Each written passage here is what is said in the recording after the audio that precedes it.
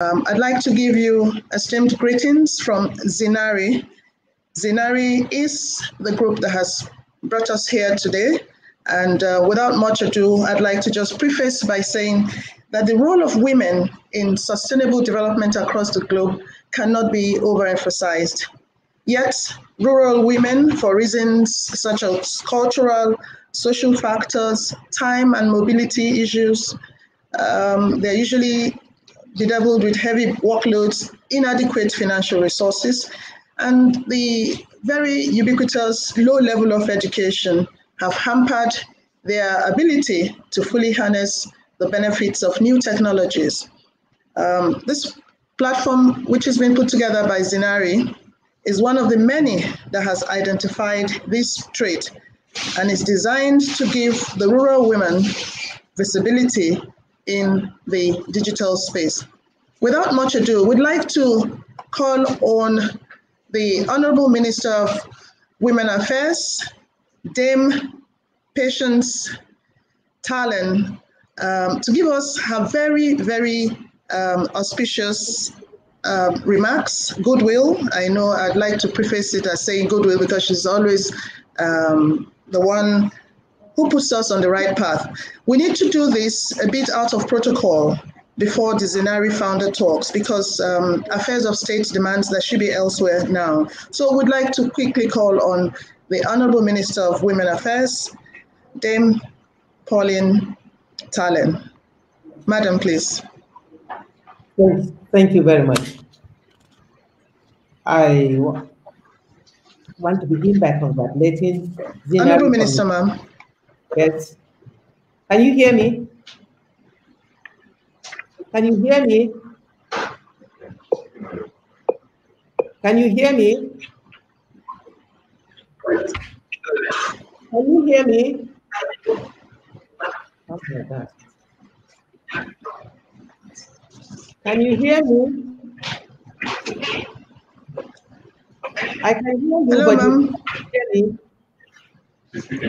We can hear you, ma'am. Okay. Yes, Honorable Minister, we can hear you, ma'am.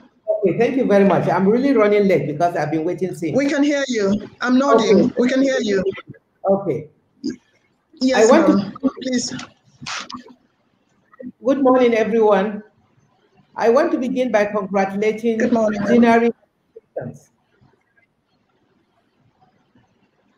Communications for their foresight and push for rural women, including in digital economy development by organizing their 10th anniversary celebration around the theme.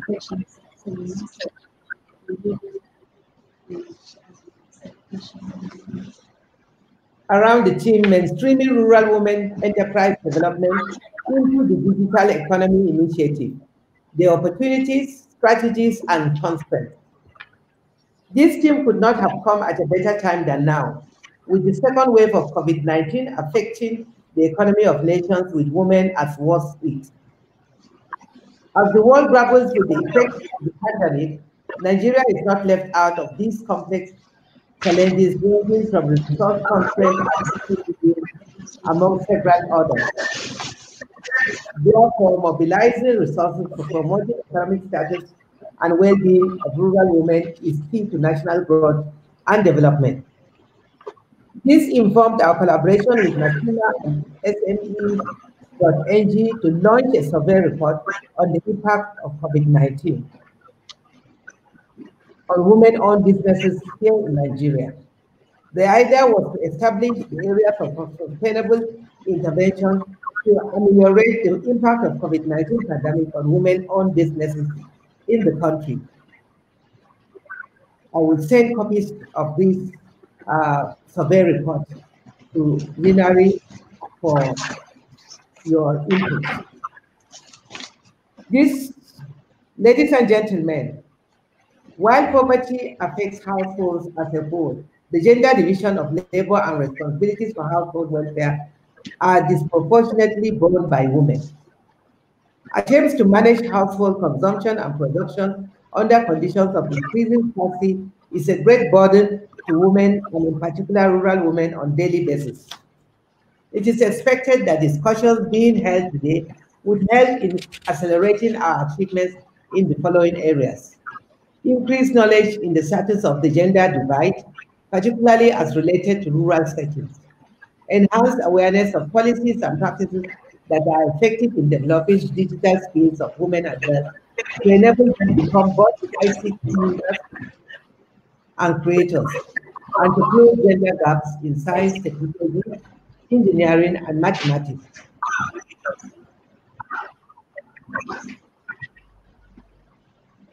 Can you hear me? There's so much noise at your own end.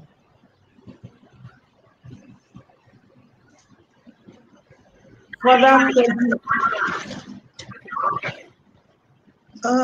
No, we can hear you, ma'am. Please carry on. Okay. Further strengthen platform for global, regional, and country networks, partnerships and cooperations to advance digital skills for girls and women, especially Honorable Minister, ma'am, we can hear you. Yes. Please carry on. I'm on. Contributions from participants into the development of principles of government to foster equality, gender-responsive digital skills training in education system. Without doubt, you will agree with me that the average rural woman contributes immensely to our society's economy, survival, and deserves support. To this end, Federal Ministry of Women Affairs, in collaboration with other stakeholders, partners, among others, implemented the following activities. One, we hosted a strategic virtual general conference on the 28th of August 2020 to bring together all stakeholders involved in the COVID-19 responses to determine what funds and facilities are available to women-owned and businesses led by women, and to determine the challenges of women in accessing available public-private funds and facilities designed to minimize the impact of COVID-19 on women-owned businesses. Part of the National Kitchen Gas Project and Tree Planting Project in Nasarawa, Katsina, Adamawa, Ebonyi, Edo, and FCT states. The project is in line with President Muhammadu Buhari's direction that women in Nigeria, particularly in the 774 local governments and FCT area councils, are to benefit from the 1,000 cooking gas cylinders aimed at improving health and livelihoods of women through promotion of environmental pollutants, free nature, and encourage tree planting in communities. Engaging in high-level advocacy to state governors, legislators, traditional rulers, religious leaders, and other state gatekeepers on issues affecting women to reduce their vulnerability to poverty and hardship. Mainstreaming of gender is at national and state levels to ensure that the development planning takes into cognizance the difference between women and men. This we have done through the designation and training of gender desks in line with national gender policy. Engagement of media on the plight of women and children, especially on gender equality, agenda, and frameworks. We also flagged up the risk communication and community engagement RCCE project, a special joint intervention program targeted at rural women and young girls who felt connected high COVID-19 cases. These are Lagos, I need to take notes. Bauchi, Delta, Ebonyi, and Sokoto, Akwa Ibom, and FCT. The project is essentially supported to the worst hit local government areas connected per state to benefit from unconditional cash transfer and awareness education on COVID-19 prevention. Our collaboration with ECOWAS has facilitated the 50 million Women Speak Platform project. 50 million Women Speak project. The project is aimed at providing a veritable rallying platform for knowledge sharing and learning on entrepreneurship creation, sustainable and marketing in ECOWAS member states. Its launch this year. More than 25,000 women have received both online training and sensitization programs and have been co-opted into the various social media platforms for onward linkage to the project platform. The Queen Riders project has been commissioned in collaboration with Simba Group to enable women participate in tricycle business. We just concluded a 2-day virtual nationwide training workshop on the business of today. The 300 female entrepreneurs entrepreneurs, and all beneficiaries from the state and local governments represented with status grants. We are also in collaboration with the Ministry of Women, Humanitarian Affairs, Disaster Management, and Social Development, where each state, rural women are being given 20,000 soft loans to start and support their business. So far, we have covered more than 18 states. It is done in the Ministry of Humanitarian Affairs, and we're doing it in collaboration, where each rural woman is given 20,000 as a take-up business for their grant. The Empower and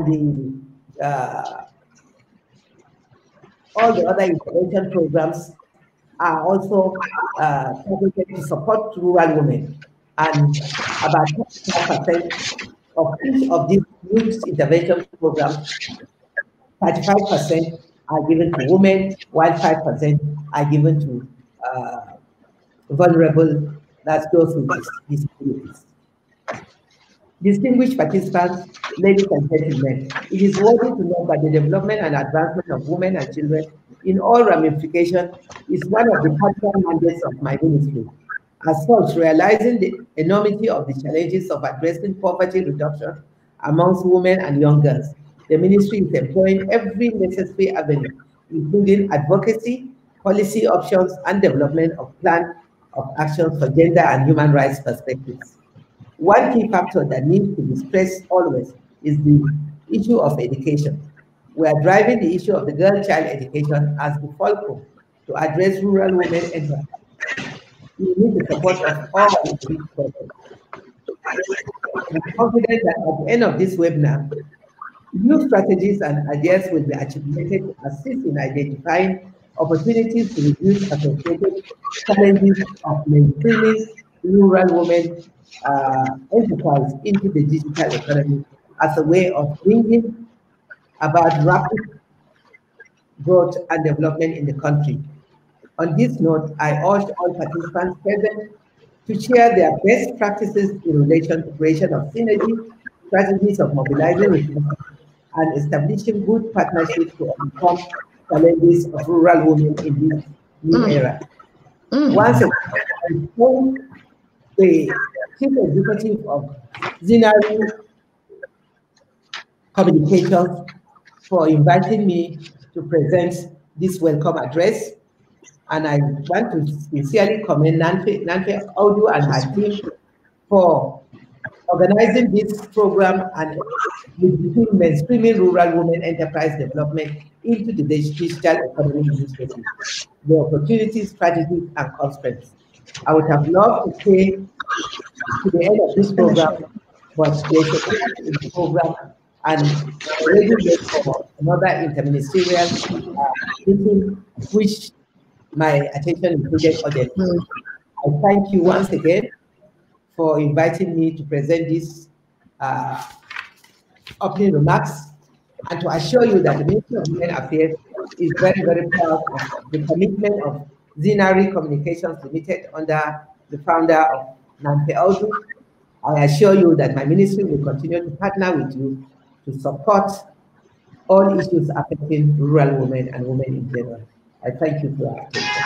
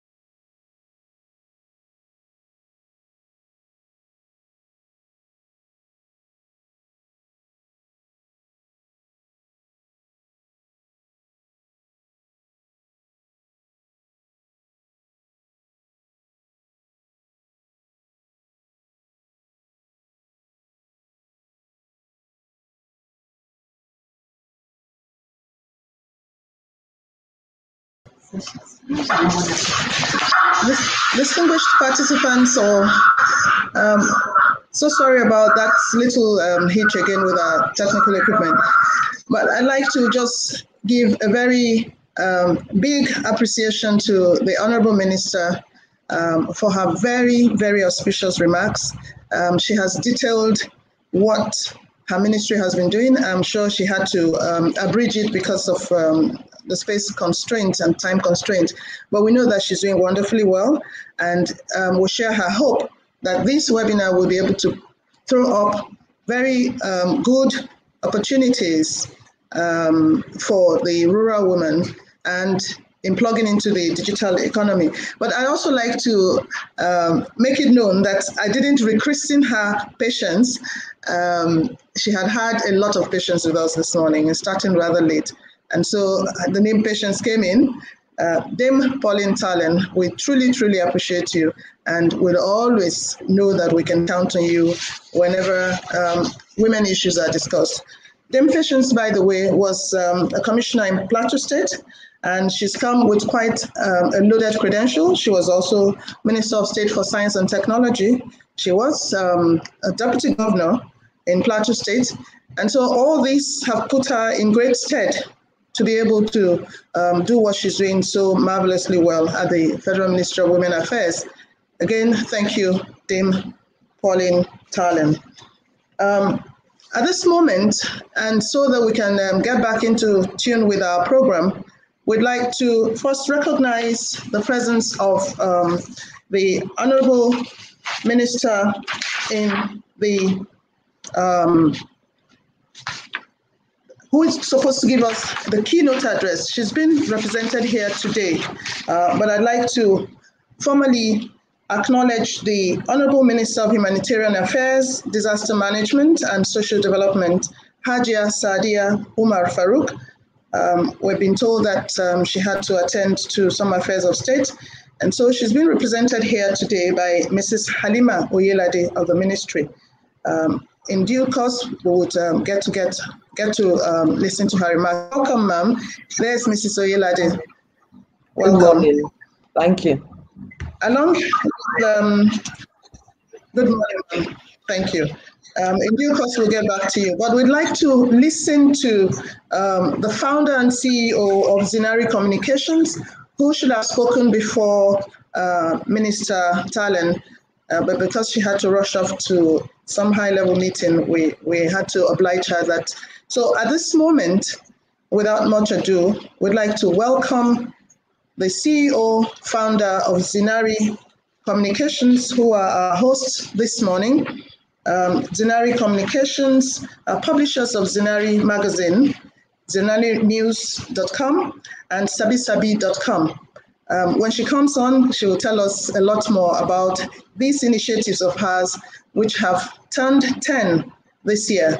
We're having a fairly low-key and online celebration because of the imperatives of the times. We do understand that the pandemic has set us all of us going on to the digital space. I think it's just as well. That's why we're discussing women, rural women, and how they can plug into the digital space on this platform. I'd like to call on Ms. Namfe.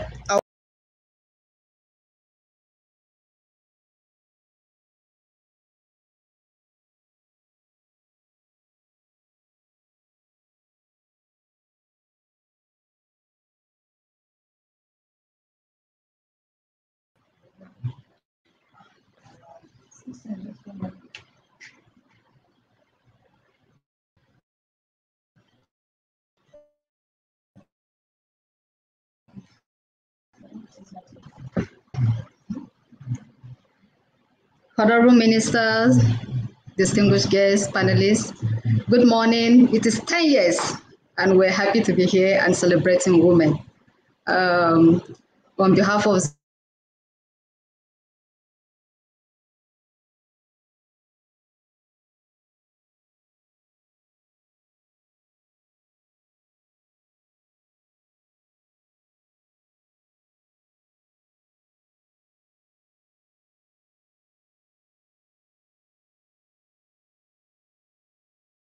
women and civil society can come in and provide a platform for these rural women that they can be able to support the economy. Oftentimes, the rural women have been seen as insignificant and very uneven, but we want to use this opportunity to present her to the world, to Nigeria, as a very strong contributor to the society. We are very proud and honored to be 10 years today, and we believe that with our little contribution to bring up the issue of women, the plight of women, especially the rural one, to the society, to the front page, the issue will be definitely tackled.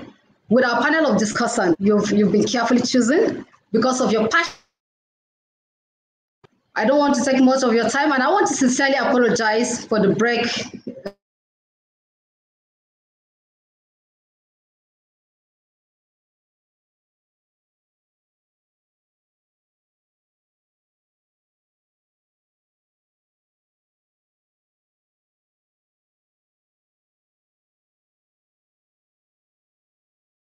So much for your patience, and we look forward to a smooth deliberation. Thank you very much.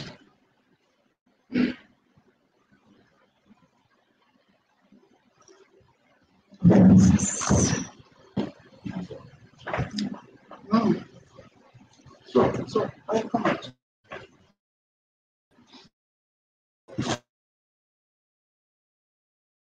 Oh.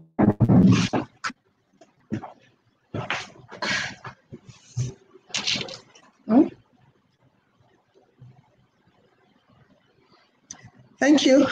That's Ms. Namfe Audu, CEO, founder, ZINARI Communications.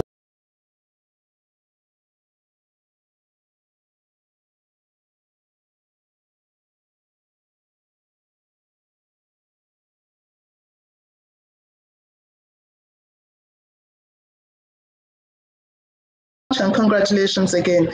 I'd like to just let us know that for our discussants of the keynote address, we would be looking at a few schematic areas. We have someone from the advocacy groups. We have people from the academia and even international academia. We have people from government, a few more people from the private sector. And so we have a fair distribution of discussants of the keynote paper. To give us the keynote address this morning, and with a lot of pleasure, I'd like to introduce the representative of the Honorable Minister of the Humanitarian Affairs, Disaster Management and Social Development Ministry, Hajia Saadia Umar Fadruk, and she's being represented here today by one of her helmswomen, Mrs. Halima Oyelade. It's our pleasure to welcome you, ma'am. Please let's have your opening remarks and keynote address. Thank you very much. Thank you very much. I hope you can hear me. Good morning and thank you. Can you hear me? Can you hear me? Good morning and thank you. Can you hear me? Do I go ahead? Can you hear me?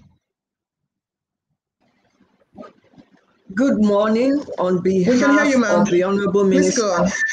All right, okay, all right. So I bring you very warm greetings from the Honorable Minister of Humanitarian Affairs, Disaster Management and Social Development, who would have loved to be here with you today, but unfortunately, other demands of the office have kept her from being here. She sends her very warm congratulations and well wishes. I am going to be reading her keynote address. My name is Halima Oyelade. I'm the SA Strategic Communications to the Honorable Minister. So with your permission, I'll go ahead and just read her keynote address. It gives me great pleasure to be with you at this very auspicious 10-year anniversary event of ZINARI Communications. I must congratulate the CEO and her team for keeping the vision of providing excellent journalism alive and growing in the last 10 years. I must say that you being able to operate successfully within the print and digital platforms in the last 10 years is quite commendable. Through your news coverage, commentaries, documentaries, and articles, you've contributed positively to the media space by providing timely and engaging content to keep your readers well informed. I am confident that you will achieve even more as you forge ahead. Once more, congratulations. I am pleased to deliver this keynote address on mainstreaming rural women enterprise development into the digital economy initiative, the opportunities, strategies, and constraints. The contributions of women to the socio-economic growth and development of Nigeria cannot be overemphasized. They continue to support the economic development of Nigeria while contributing to their household incomes and national economic growth. Entrepreneurial development is one of the most effective tools for ending poverty and attaining sustainable development. This is why the government of President Muhammadu Buhari remains committed to supporting small and medium-scale enterprises and providing an enabling environment for them to thrive. According to the National Bureau of Statistics, the population of women in Nigeria is over 50%. It is therefore important to include businesses owned by women as an integral part of entrepreneurial development. It is in view of the significant number of women that engage in enterprise that when it comes to giving support and improving socioeconomic well-being of communities, giving support to women has been noted to create more impact. It is in view of this that the National Social Investment Programs are designed to ensure a large number of women are beneficiaries. The national, and this of course means a large number of rural women. The National Social Investment Programs were established by President Muhammadu Buhari in 2015 to address immediate and long-term socioeconomic imbalance and inequalities, alleviate poverty, and stimulate accelerated economic growth. The 4 NSIP, that's the National Social Investment Program interventions, have specifically empowered the women folk in the following areas. The Government Enterprise and Empowerment Program, known as GEEP. It is aimed at addressing the challenges of credit and financial inclusion for the over 37 million Nigerians at the base of the economic pyramid who are involved in active commercial activity but have never had the opportunity to access loans. The program, which is executed by the Bank of Industry under the direction of the Ministry of Humanitarian Affairs, Disaster Management and Social Development, leverages extensively on data, technology, mobile phones, and a network of 4,325 agents deployed in all the 36 states of the Federation and the Federal Capital.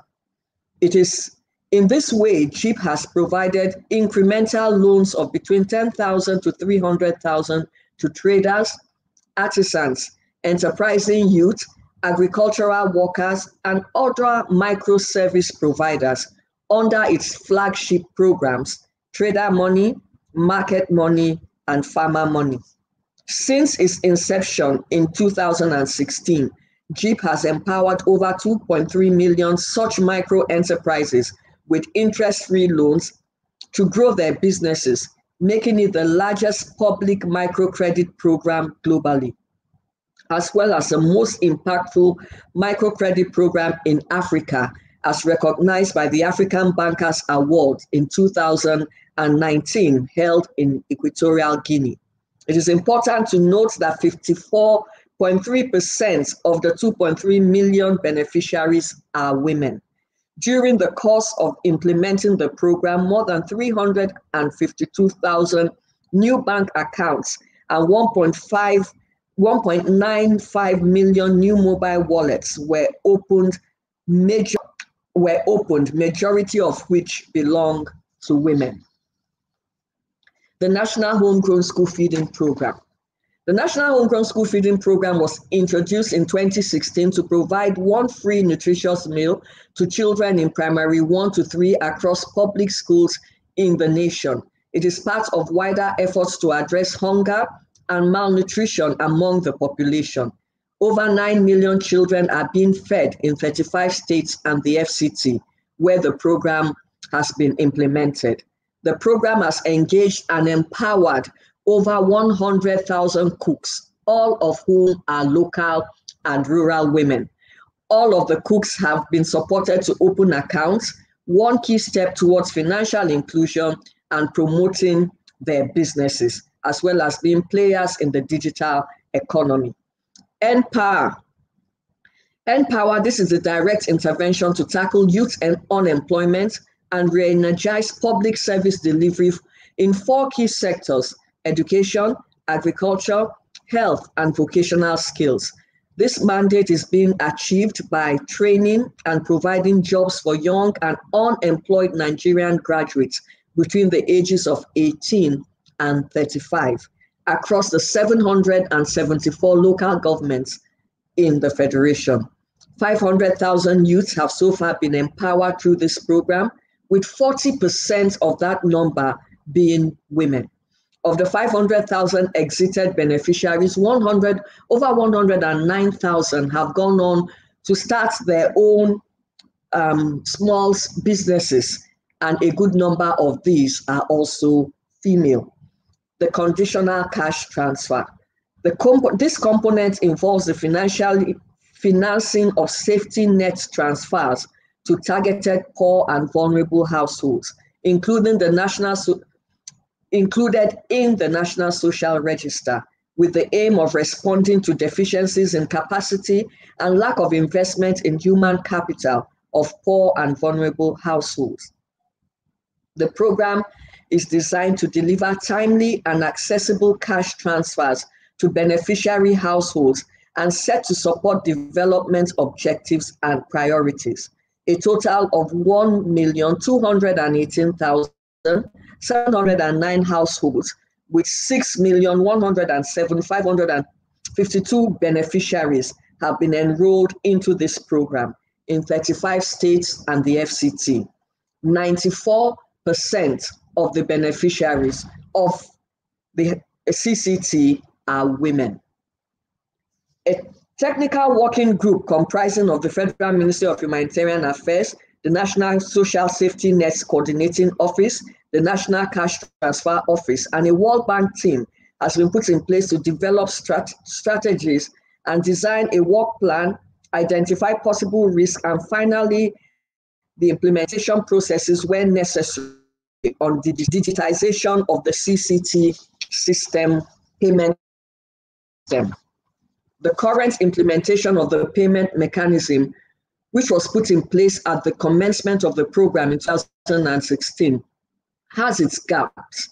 This can be attributed to several factors, including the of a robust financial distribution mechanism within the financial ecosystem, low availability of agents, roaming or fixed, at targeted areas, limited financial infrastructure such as bank branches, ATMs, low merchant utilization of digital financial products. Furthermore, beneficiaries lack adequate financial literacy and access to enabling factors like digital identities and mobile phones. It is in order to enhance the payment delivery mechanism of the program and further strengthen accountability and improve transparency of the payments that we're moving to digitize all aspects of the payment delivery chain by incorporating the globally recommended practice for social payments.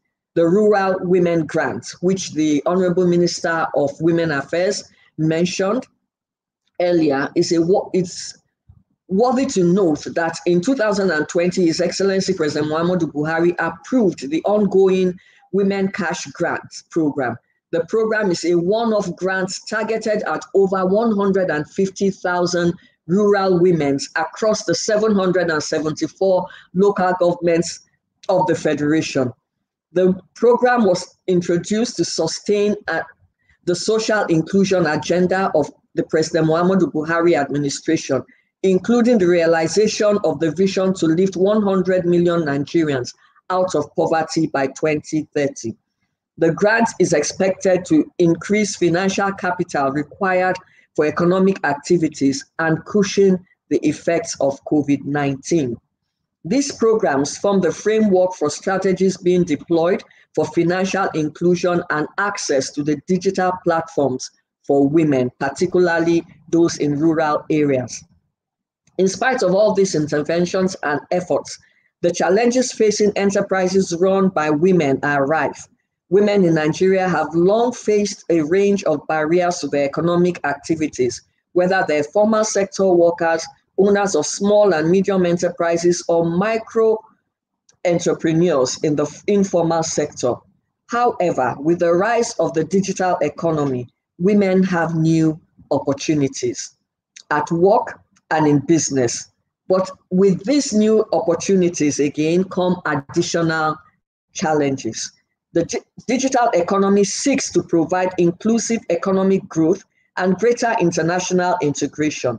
The global economy is being transformed by the interconnection of the internet globally, which has enabled an increasing amount of economic activities and international trade.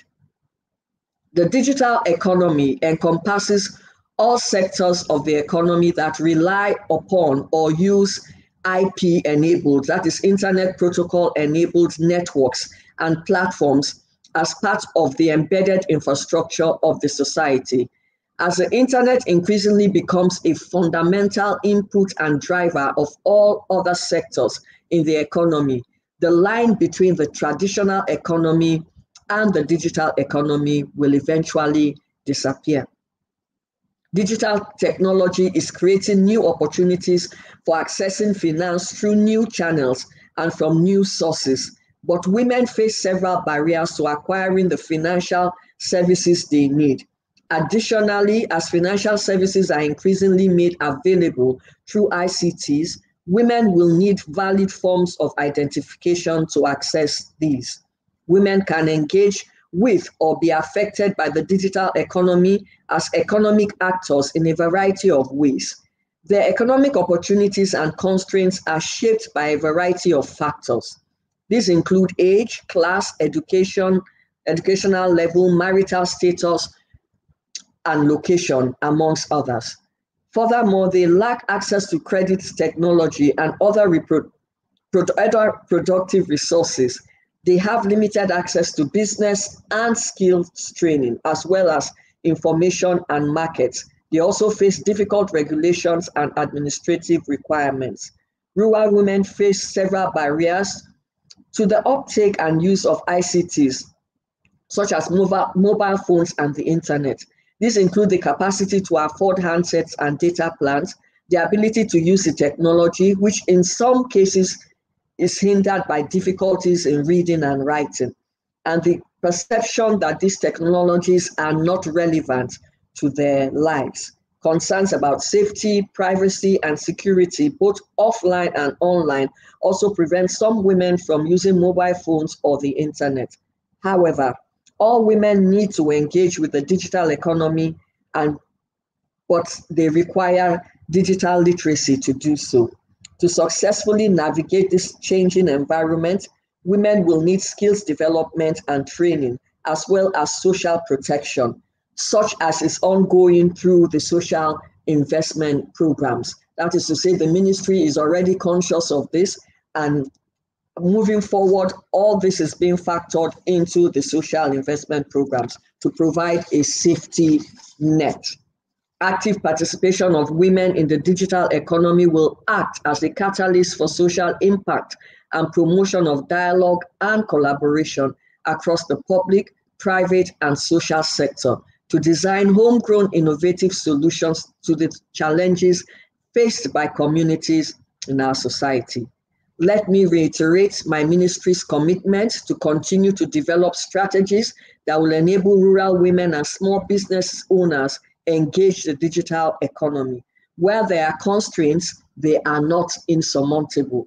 The opportunities are tremendous, and Nigerian rural women enterprise has the potential to grow and maximize the opportunities presented by the digital economy for greater impact and success. Thank you for your attention.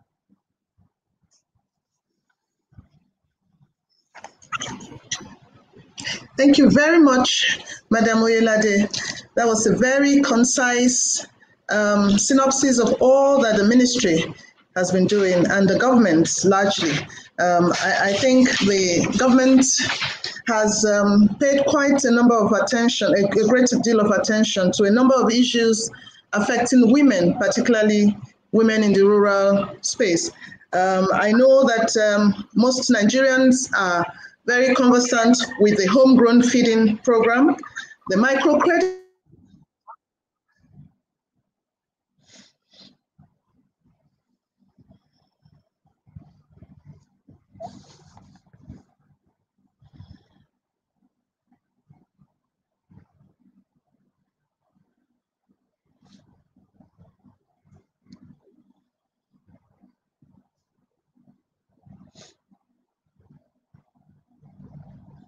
Thanks to Madam Halima Oyelade. She's the Special Advisor, Strategic Communications to the Honorable Minister of Humanitarian Affairs, Disaster Management and Social Development. Thank you very much, ma'am, for a very great presentation there. We'd like to now say that our discussants and participants can participate by joining us through the social media handles that have been on our flyers. But at this moment, we'd like to just quickly introduce our distinguished discussants for the day before we take on the goodwill messages. We have from government, Mr. Kashifu Inua Abdullahi, CCIE, who is the very esteemed Director General, Chief Executive Officer of the NITDA. NITDA is the National Information Technology Development Agency. We also have, coming from the private sector and from someone who has been in advocacy, we have Aisha Babangida of the Better Life Program.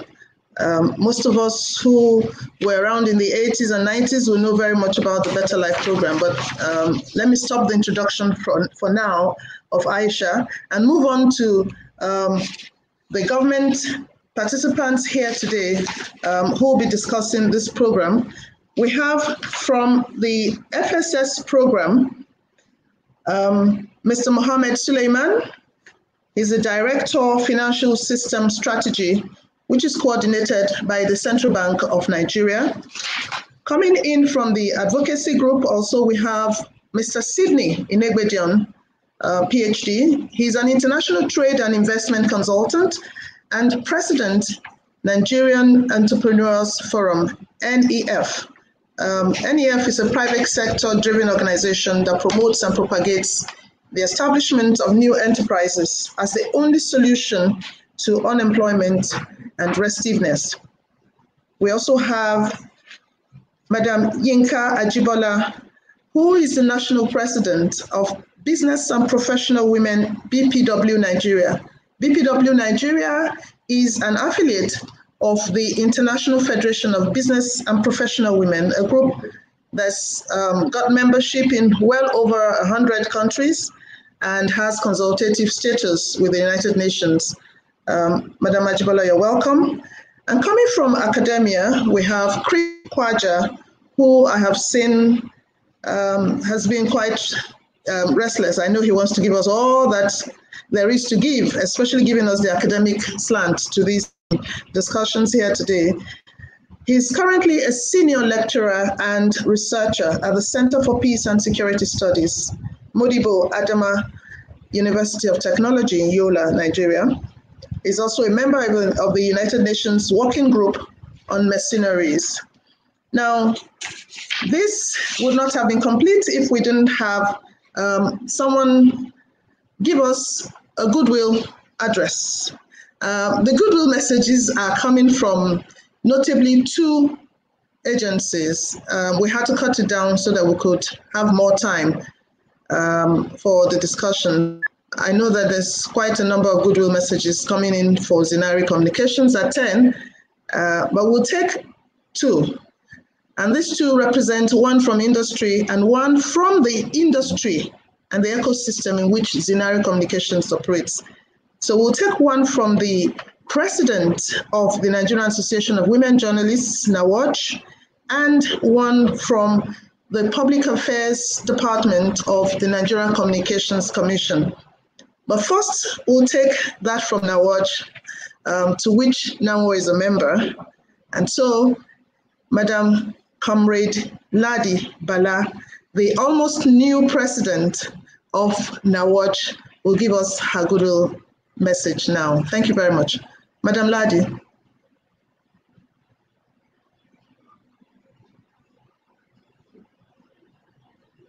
Madam Ladi, President NAWAJ. Yeah. Thank you very much. Can you hear me? Yes, we can hear you, ma'am. All right. Okay.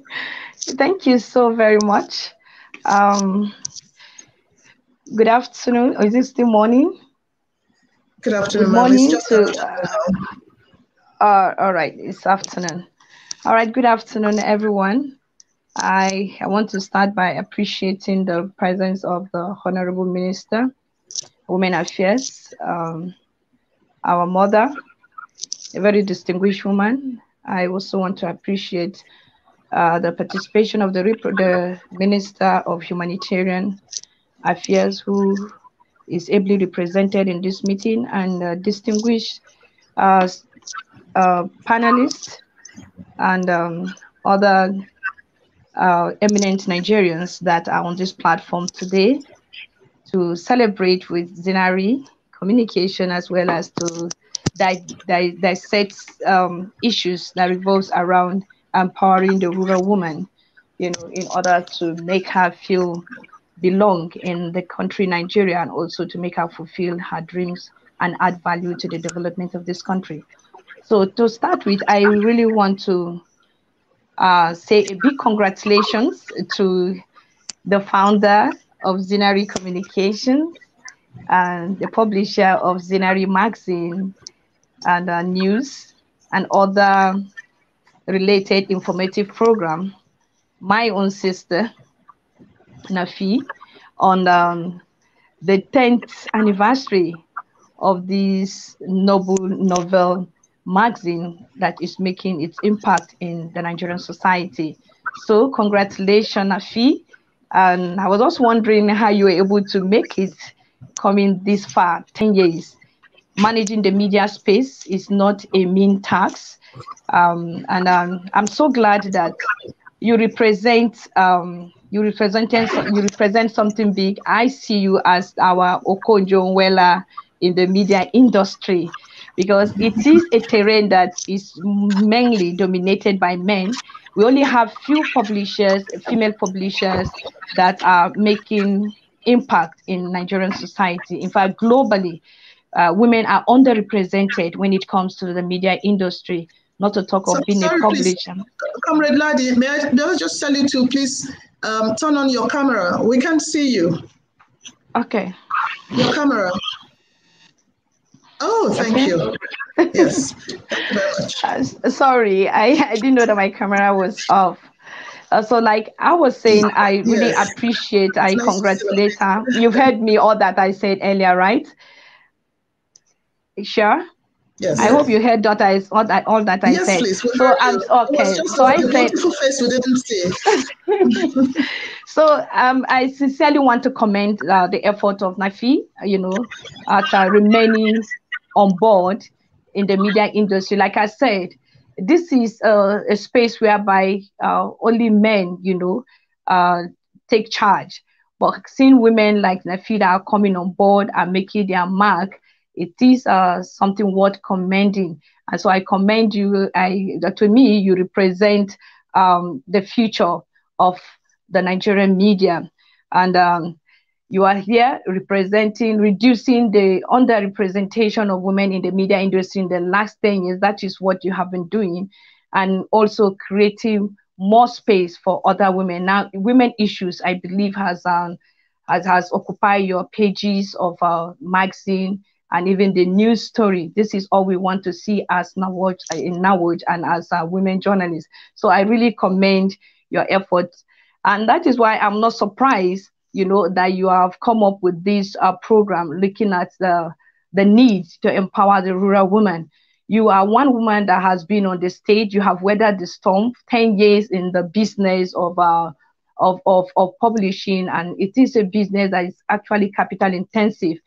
And you've seen it all. From your experience, it is just natural that you want to pass the skills on how best other women, particularly rural women, can also be empowered for them to be able to add to add their quota to the development of this country. So we are very grateful that we have somebody like you. And concerning the issue on ground, the issue of empowering the rural woman, introducing her into the digital world, the digital economy, to me, it is up. And today, our whole world is being controlled by ICT, the internet. And so doing things the traditional way no longer holds water. So we also need to advance, and we cannot advance leaving the rural woman, you know, behind. And the administration of President Muhammadu Buhari has done a lot in the area of empowering women, you know, to bridge the gap of gender insensitivity, or rather inclusion in the economy of this country. Having listened to the representative of the Minister of Women Humanitarian Affairs, or that the interventions that the federal government has done, I must say that it's quite encouraging.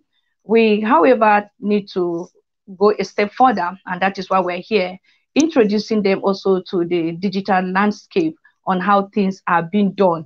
However, there are challenges, just like the speaker has enumerated. So I think this discussion today will provide solution to some of those challenges, because most of these rural women, the people that will actually bring about the social change that we need, they need empowerment. But introducing them into this digital space, there are issues, nagging issues, the issue of about their capacity on how to manage this space. They need the wherewithal with which to access those tools, you know, that will help them understand the space and to leverage on the opportunities that are bound in this space. These are some of the issues. I'm trusting God that the panelists and the discussion, the conversation that will be taking place today will look at those areas and also draw the attention of critical stakeholders, particularly government, to see how this kind of support can be lent to our rural women. So I'm so happy that you invited me to be part of this conversation today, and I'm looking forward. I'm learning a lot from the conversation that is going on, the intervention that has been done, and the strategy to which some of these things can be improved on, particularly among the rural community. Even some of us elites, we also need to know how to leverage on this digital space, you know, to add value to our lives, how we can leverage those space and to create more sources of income for ourselves apart from the salaries and the things we do. So to me, this training or rather this meeting is timely. I'm learning, I'm taking home something, and I believe that at the end of the day, will be better off, and our women in the rural communities will be better off. So thank you once again for this opportunity, and Afe, I congratulate you, and we look forward to seeing you, you know, excelling and bringing more younger women to learn under your feet. Thank you so very much. Thank you. Good afternoon. Hello. Hello.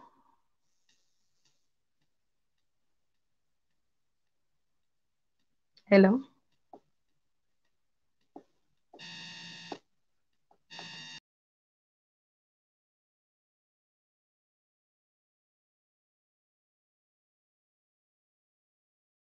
That's the president, the NAWAJ. And of course, we know what NAWAJ stands for. It stands for excellence in the practice of journalism, especially by the women folk who are involved in that trade. Nigerian Association of Women Journalists has had a great number of notable women behind that. And we celebrate Comrade Ladi Bala, who won her election just a few months ago. We'd like to, just without wasting too much time, call on the representative of the EVC of the Nigerian Communications Commission, Mrs. Bosse Ojubo, Deputy Director, Public Affairs, if she's on, to please give us a quick goodwill message. Yes, there she is. Mrs. Ojubo, you're welcome. Thank you very much. Good afternoon. Honorable Good afternoon, ma'am.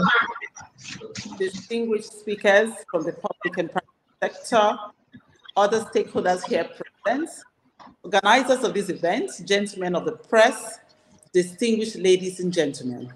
My name is Grace Bosse Ojubo. I'm a Deputy Director of Public Affairs of the Nigerian Communications Commission, and it is my pleasure to be here this morning at the ZINARI Communications Anniversary. And I bring you goodwill, the Executive Communications Commission, Mr. Gaba Dambata. The EVC had planned to deliver this goodwill message in person, considering his passion for women and girls' empowerment in information and communication technology. Other to engage have been directed to read his goodwill message. Let me thank the organizers for the invitation and congratulated them for 10 years of hard work and accomplishment in the media space. This part that have gathered here today to share perspective on the thematic focus of this webinar, mainstreaming rural women enterprise developments into the economy initiative, the opportunities, strategies, and constraints. This topic is highly relevant and timely as issues around gender digital divide is increasingly attracting global attention. There is a general concern that unless the gender divide is specifically addressed, there's a risk that ICT may exacerbate existing inequalities between women and men and create new forms of inequality. If, however, the gender dimensions of ICT in terms of access and use, capacity building opportunities, employment, and potential for empowerment are explicitly identified and addressed, ICT can be a powerful catalyst for political, economic, social empowerment of women and the promotion of gender equality. It is therefore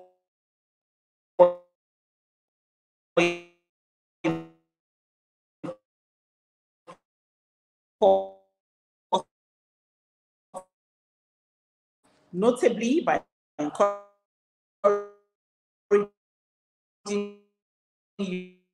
young women and girls to pursue studies and careers in science. Such a focus is even more critical for a developing economy as ours, with huge demographics that favor the female agenda, the female gender. It was in realization of this that the federal government, through the Ministry of Communications and Digital Economy, developed and launched the Nigerian National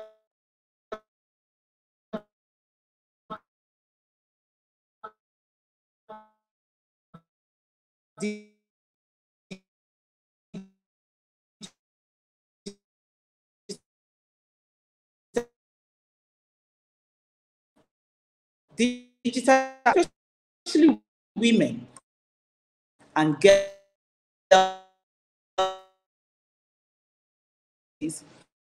through the instrumentality of access to ICT services.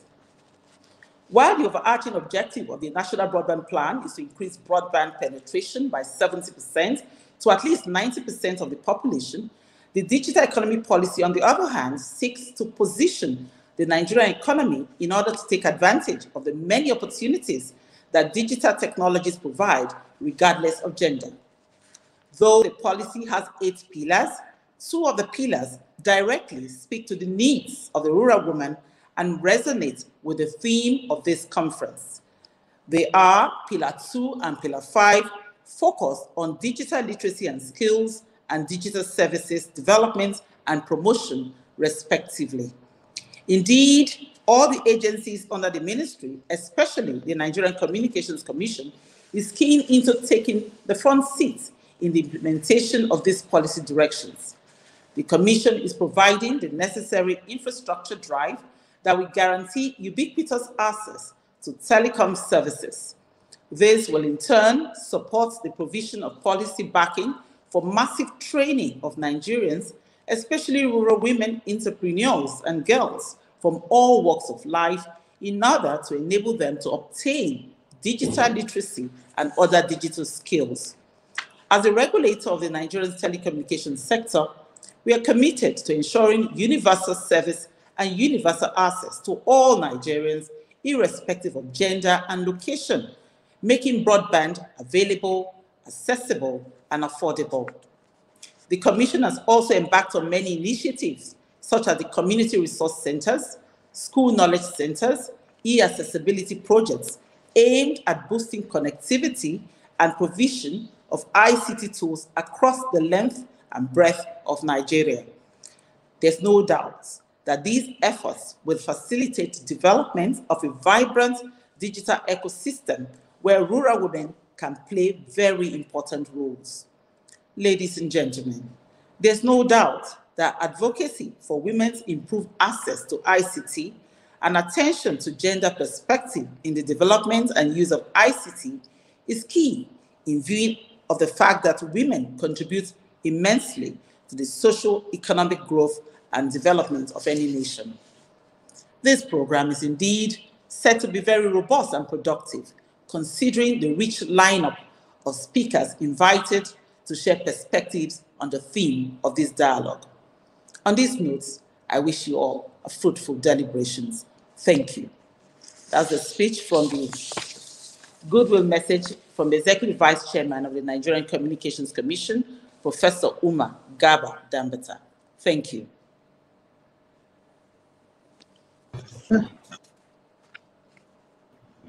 Thank you very much, Madam Grace Ojubo, Deputy Director, Public Affairs, the Nigerian Communications Commission, delivering the message from the Executive Vice Chairman of the Commission. We took away the fact that you're committed, as always, to making sure that there's a vibrant telephonic ecosystem, or telecoms ecosystem, and we hope that the rural woman can play a considerable role in that and also leverage on that for transforming the socioeconomic system of Nigeria. That's what we are aiming at. And we are still celebrating ZINARI News at 10. Thank you very much, Madam Ojubo. I think we've had, as they will say, a rush of women talkers. We'd like to invite a gentleman at this point and to give us a perspective, especially from the Financial System Strategy, FSS. And for that, we have representing Mr. Mohammed Suleiman of the FSS, we have here Mr. Gideon Adegbite. Gideon Adegbite is the head MSME sector at the FSS. Mr. Adegbite, if you are hearing me, please, could you turn on your camera? Mr. Adegbite, please turn on your camera. Yeah, good afternoon, madam. Yes, good afternoon. Thank you very much.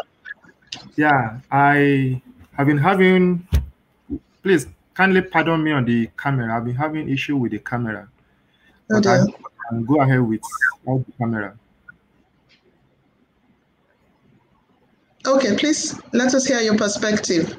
Okay. From the financial, yes. Yeah. I'm representing my director, Mr. Suleiman, who is unavoidably absent and is attending a higher programs of Central Bank of Nigeria. And before I go on all protocols observed, I would like to start by saying that the need to mainstream the rural women enterprise into the digital economy initiative requires the effort of all stakeholders. FSS 2020 secretariats consider this strategic and a major way forward for development of the Nigerian MSMEs. Here in FSS 2020, we collaborate with relevant stakeholders in the financial system in transforming the Nigerian economy and placing it among one of the largest 20 economies in the world. And we consider this topic, mainstreaming rural women enterprise development into the Nigerian economy initiative, opportunity, strategies, and constraints, as a very critical at the moment we are now. And there are a lot of opportunities available in mainstreaming rural women enterprises into the digital economy. One of it is access to market. Better access to market. Nigeria is a big market, has a big market for several things, food items, agricultural, and so many other products that the rural women can actually take advantage of by coming into the digital economy. Another opportunity is ease of doing business. They'll have a better approach and efficient way of running their business, meeting and servicing their customers. Mainstreaming rural women into the digital economy will also give them the opportunity for business expansion and innovation. They will be able to do their business in a more better way, using a better approach, expand their business beyond the level they are in the rural area, meet more customers, and be more known almost all over the world. And also to give them the opportunity of having a reduction in the cost of operations. At FSS 2020, we have some strategies or initiatives already on and some being developed towards achieving this rural women enterprise and mainstreaming through the Nigerian digital economy. FSS 2020 one of it is FSS 2020 facilitated the establishment of a women association, which is known as Federation of Women in MSMEs. This is the association of women in MSMEs coming together under one umbrella to be able to achieve a bigger businesses rather than working in silo or individually.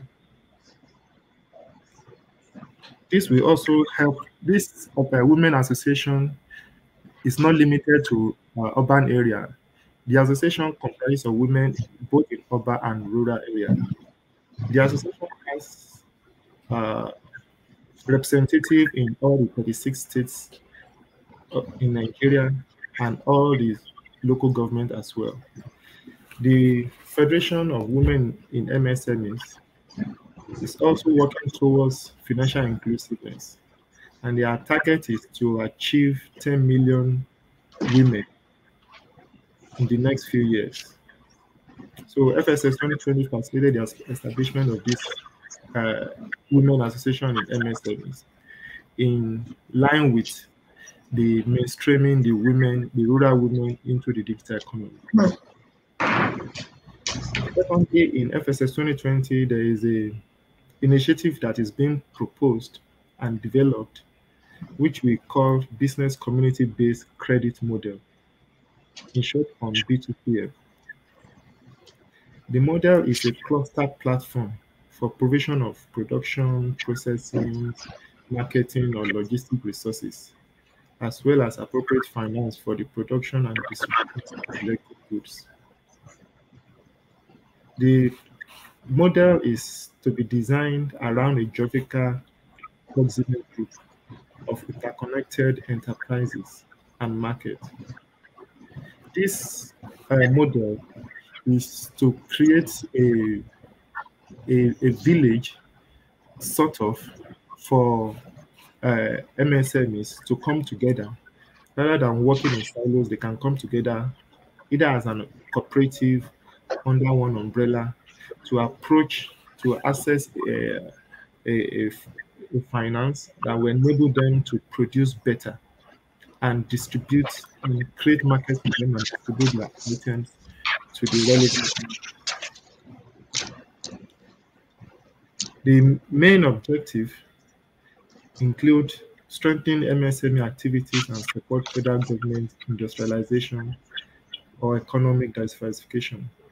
It's also to provide a platform for effective monitoring and accountability for government interventions. Government interventions will also be used as a source of funding for this model. And it's also to create a viable MSME ecosystem. Another initiative being developed by FSS 2020, Financial Systems Strategy 2020, is called Financial Reporting Platform for SMEs. This is a platform that is being designed and to adopt a simplified financial reporting system that accommodates SMEs' peculiar requirements without compromising global best practices. The platform is designed to leverage the cloud-based system and aim at ensuring ease of reporting, performance evaluation, credibility, and confidence to lenders, borrowers, policymakers, regulators, and other interested stakeholders. This financial reporting platform, it's designed majorly for both men and women in MSMEs to enable them to keep records of their businesses, evaluate their performance, and monitor the progress of their businesses. Yeah, in mainstreaming rural women enterprise into the digital economy, there are a lot of constraints, though some of them have been mentioned, but maybe I should just reiterate a few of them. We have some of the constraints in achieving this include lack of capacity for digital skills. Most of these women, especially in the rural area, lack capacity for digital skills, absence of digital infrastructure in rural area, high cost of mobile devices. Mobile technology remains the preferred option to access digital services, and presently it's still at a high cost, particularly because at the rural area. Cost of data is also a major hindrance, and cultural factors in one way or the other could also serve as hindrance. So we have these field recommendations at FSS that basic digital skills can be considered as prioritized into a majority of entrepreneurship training that is being conducted by most relevant organizations, because this will really ginger these women, especially in rural areas, to really learn these digital skills and be up to date in making use of these digital skills. We also like stakeholders to also collaborate with the women association that FSS 2020 facilitated its establishment, which is FEDWIM, Federation of Women in MSME, for ease of access to women nationwide. Because this association has a very good database of women nationwide, all the states of Nigeria, rural, urban, everywhere. So relevant organizations can collaborate with them in accessing these women. And also recommend the adoption of the B2CM by the time it's concluded, which will also give opportunities for women coming together to showcase their businesses. Then also prioritization of digital infrastructure deployment in rural areas. This is a major key. Rural area is lacking big time in digital infrastructure. Concentration needs to be more concentration needs to be made to that rural area in terms of digital infrastructure. And lastly, subsidized data plan for rural women enterprises. So these are the few what we have from FSF 2020. Thank you. Thank you very much.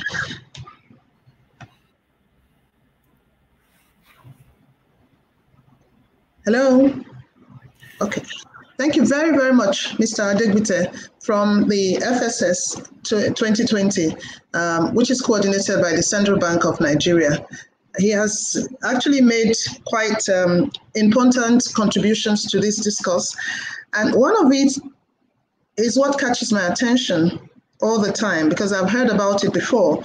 I'd like to recommend everybody to please further research and study the Federation of Women in MSME, which is a good initiative by the FSS 2020. Of course, it's geared towards financial inclusiveness, and it targets 10,000 women across the country. I'm sure a good number of these women will be women operating in the urban space. We'd like to see how they would integrate and get the rural woman plugged into this. It will be a challenge or rather, it will gladden our minds if that challenge is surmounted as quickly as possible. Oftentimes, when we have a database like this, it's women in the urban centers that leverage on it. We'd like to see more rural women indicated on that database. Thank you very much again, Mr. Adegbite, representing Mr. Mohammed Suleiman of FSS, of the CBN. At this moment, we'd like to call on someone from the Women Advocacy Group, Business and Professional Women. She's the national president of the BPW Nigeria. It's an affiliate of the International Federation of Business and Professional Women. Madam Yinka Ajibola, I know you've been around for a while. Thank you very much for your patience, ma'am. Let's get your own perspective. Well, good afternoon, ladies and gentlemen. I'd like to stand on existing protocol. I want to congratulate ZINARI for inviting BPW to this program. I want to congratulate you for your 10 years in this business of rural women. You know, it's a great job, and we hope in another 10 years, we will be able to celebrate with you. BPW is Business and Professional Women. It's an international organization, about 90 years old, and in 100 countries. And in Nigeria, we are more than 60 years old. You know, we are in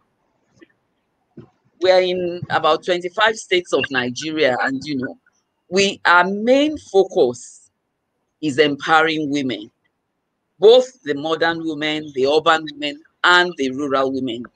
Each of our clubs work with a lot of rural women. And one of the things, you know, going straight to what we're talking about today, one of the things we find, because we do have a lot of women groups that we work with them in various areas. And one of the things we find that we need to do to effectively capture the rural women in these programs, you know, is work with the cooperatives. Rural women believe in cooperatives. They believe in these groups. They belong to them. You can catch them there. You can speak their language there, you know. So working with them in their cooperatives is key if we want to mainstream them into the digital economy. Now, when we're talking about rural women, we're talking about women in the rural areas. Most of them have very little education. Most of them are poor, you know. They do little businesses, you know. And how can we reach them? it's possible to reach them, but we cannot just reach them on the digital economy alone. We have to do a lot more than that. The program we have to enlist them, to include them in this digital economy has to be holistic. You know, you've got to educate them. So whatever program we're talking about has to be holistic. You've got to give them, you know, literacy skills, because how would they be able to do anything digital at all, even financial inclusion, without having the basic literacy skills?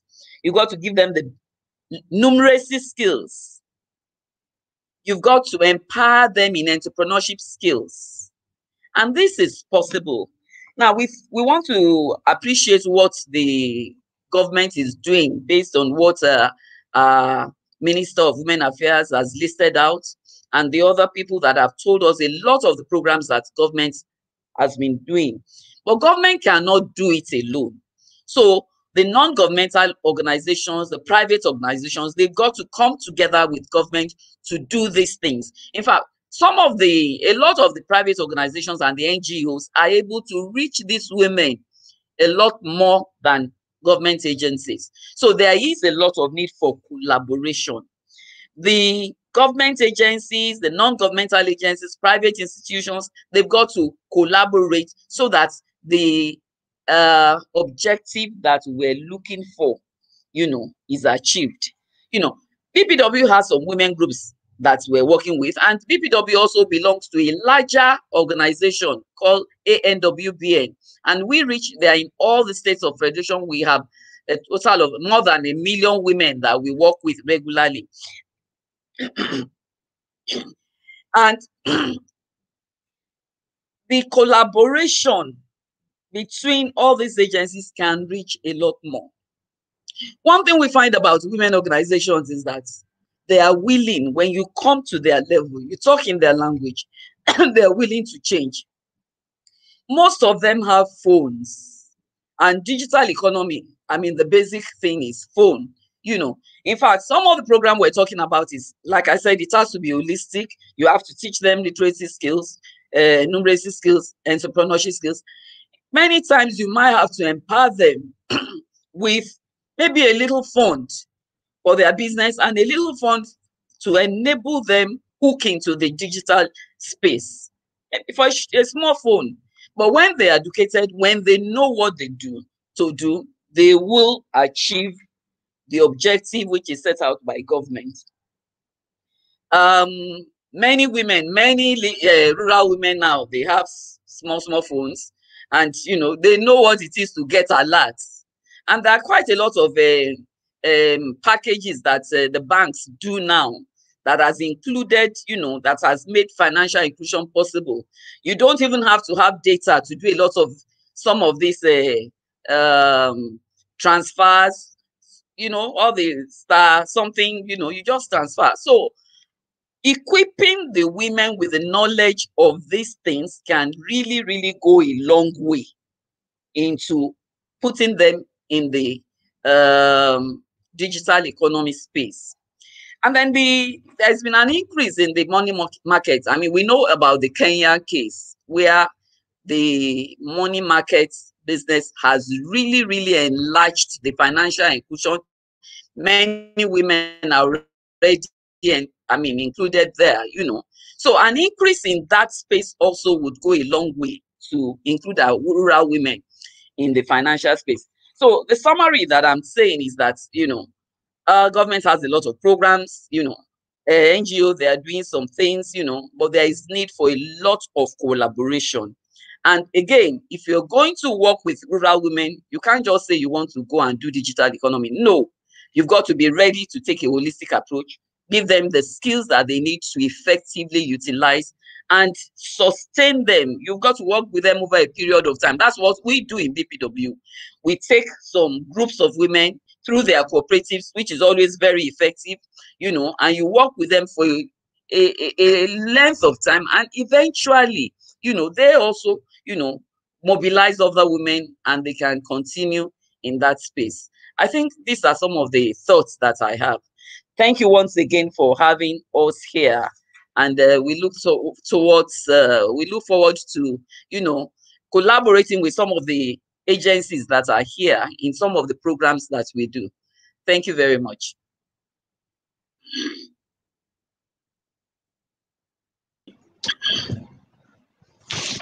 Thank you very much. Thank you very much, Madam Yinka Ajibola, National President, BPW. I'm a proud member of BPW, so I will say this with as much passion as possible, that yes, BPW has done a lot. And it would not surprise us to know that the founder of ZINARI News, Namfe Aldo, is also a proud member of BPW. So this is our constituency, and we know we're doing a lot in that regard. But thank you, Madam President, for articulating all that BPW Nigeria has been doing. I know that you believe in a holistic approach. You want more efforts geared in the area of literacy and numeracy skills, entrepreneurship skills, and a little empowerment here and there, so they can even buy some of the devices that they could use in telephony. And you also believe that government cannot do it alone. There's need for more robust collaboration with private agencies and advocacy groups like ours. Thank you very much for your perspective. Please be on the standby in case there are some interventions needed from you in the course of the webinar.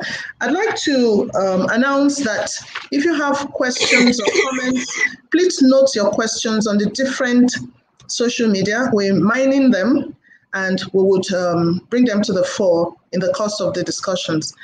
We're awfully sorry for this dragging on, but the time is not yet expended. I only beg that further contributions or the other contributions coming up should try and make it as concise and as shorter as possible. We'd like to call on Mr. Israel Odubola. Mr. Odubola is from the Lagos Chamber of Commerce and Industry, Nigeria's foremost private sector advocacy group, I'd like to put it that way. He's a senior research economist, and generally he contributes to public policy advocacy mandate of the Lagos Chamber. I'd like to, with all pleasure, invite him to give us his brief remarks and his own experiences too in working with rural women. Mr. Odubola.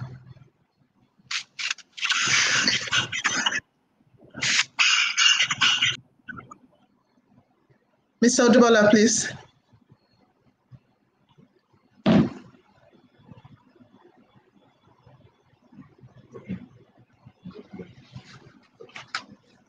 Mr. Odubola, are you with us? Okay.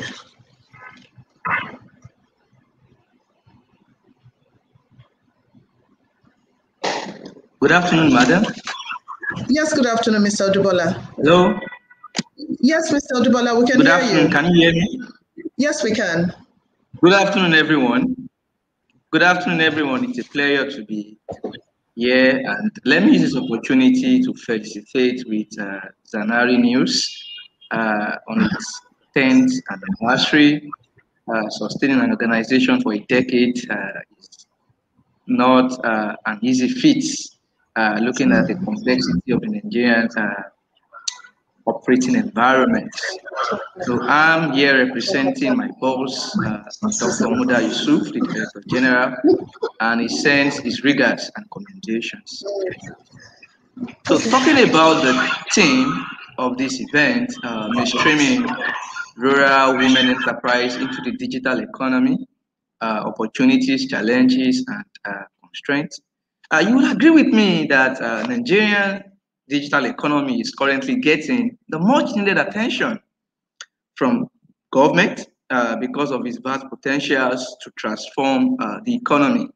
As a matter of fact, the World Economic Forum posited that 60% of the world economy will be digitized by 2022.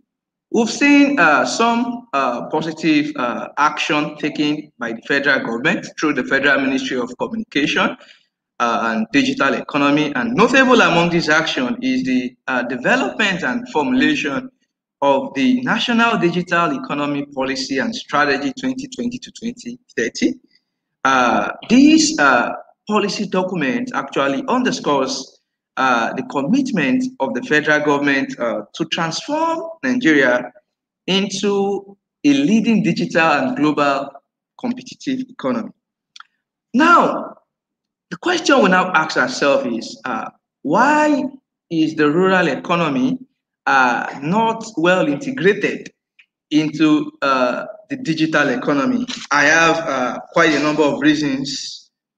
One of the reasons is the fact that the level of digital infrastructure in the rural area is very unremarkably low.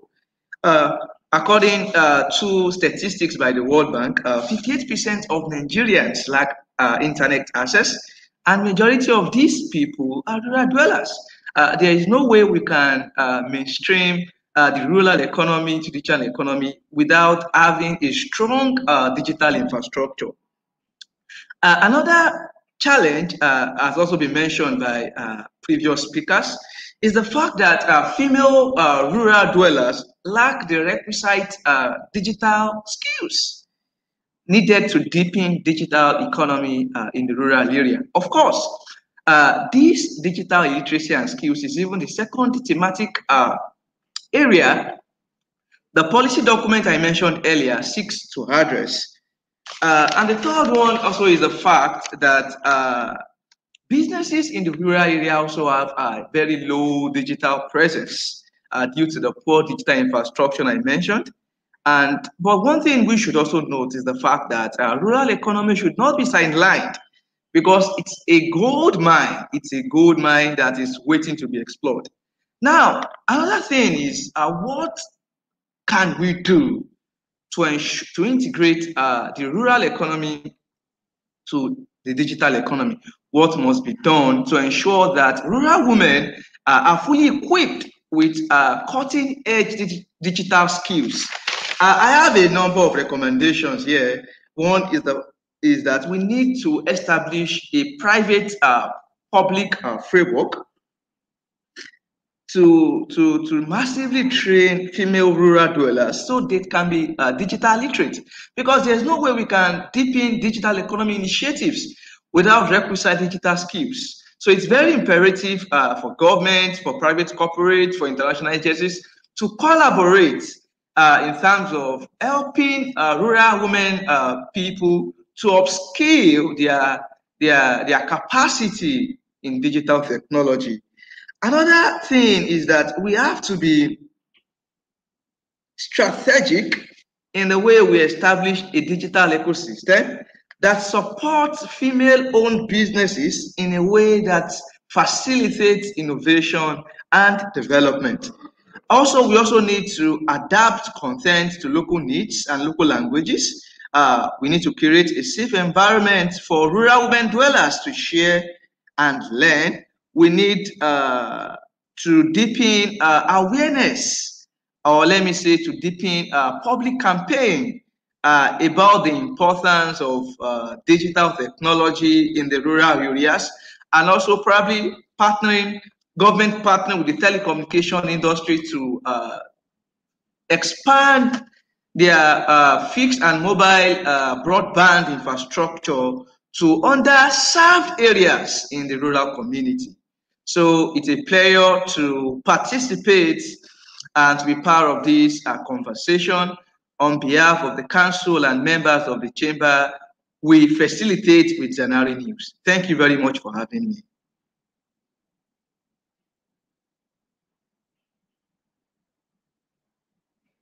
Hello? Thank you very much, Mr. Odubola. You're welcome, madam. You're welcome. Economist at the Lagos Chamber of Commerce and Industries. I think you've given us quite a fresh perspective to it, but you're also emphasizing on the literacy skills for women, just like Mr. Ajibola said earlier on. I think it's something that we must take on in further discussing the strategies for mainstreaming rural women into the digital economy. I think we would like to take someone else from the advocacy group. If we have Mr. Sydney Inebedion, PhD, Mr. Sydney Inebedion, are you on with us? Okay. Okay. Shall we then take the Director General, NITDA? I know that Mr. Kashifu Inua Abdullahi is unavoidably absent, but he has graciously sent representation in the person of Dr. Usman Abdullahi from the National Information Technology Development Agency, NIDA. Thank you very much, sir. I can see Dr. Abdullahi is with us. You're welcome. Please let us listen to you. Thank you very much for the invitation, and good afternoon to all. All protocols duly observed. As introduced, I'm here representing my Director General, CEO Malam Kashifu Ino Abdullahi, CCIE, who is unavoidably absent. He's attending some official activities out of Abuja.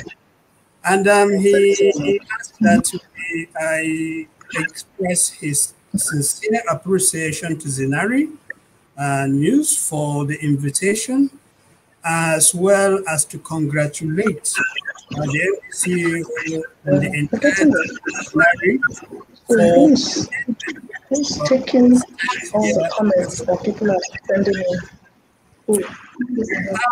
A lot has been said, especially from our sister agency, the Nigerian Communications Commission, in the NCC, EBC's goodwill message. Some of the activities of the ministry have been highlighted. I just want to highlight a few issues based on some of the comments that have been made. One critical comment that has been said over and over again is that aspect of collaboration. Government certainly cannot do it alone. And as you have heard, right from the Minister of Women Affairs, Minister of Humanitarian Affairs, and all other stakeholders that have spoken have indicated the need for collaboration. And it is in the realization of that the National Information Technology Development Agency, in its activities, it does a number of activities. For instance, particularly targeting rural women or rural dwellers in general. We do ICT for women. Now, that particular program, because as we've said time and time again, that there is need for capacity.